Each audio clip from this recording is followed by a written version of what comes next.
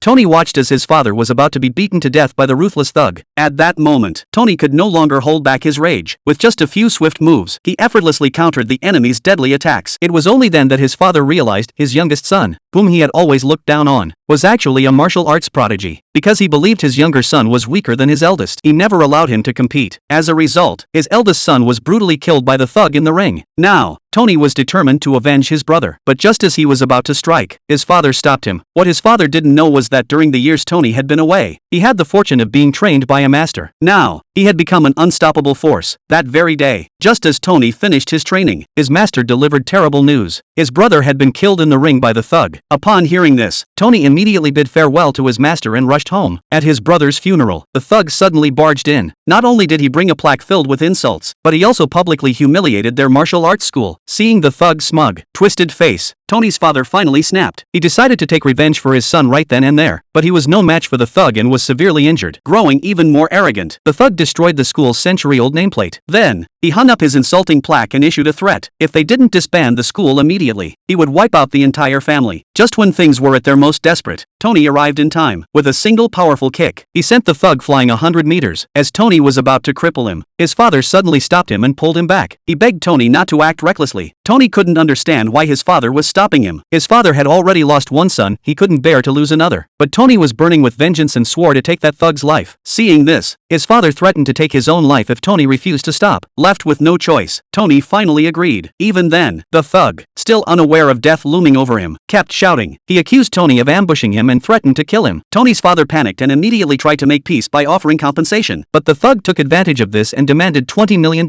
For the sake of his son, Tony's father had no choice but to give in. He handed over everything the martial arts school owned, but the thug was still not satisfied. He mocked them as worthless cowards and announced that in 3 days, he would hold a tournament. If they lost, their school would be completely destroyed. Without waiting for their response, he threw down a death contract and walked away. 3 days later, Tony's father prepared to enter the tournament. Tony didn't trust the situation and insisted on going with him, but his father knew this was a deadly fight. He couldn't risk his only remaining son's life. He ordered the others to hold Tony back and even threatened to disown him if he disobeyed. At the tournament, the thug stood on stage, boasting wildly. He declared he would defeat every challenger. One by one, skilled fighters stepped forward to challenge him, but they all lost in a single move. No one stood a chance. In the end, Tony could no longer stand by and watch. Despite his father's desperate attempts to stop him, he stepped into the ring. He was ready to avenge his brother. Everyone thought Tony was walking to his death. But then, something unbelievable happened.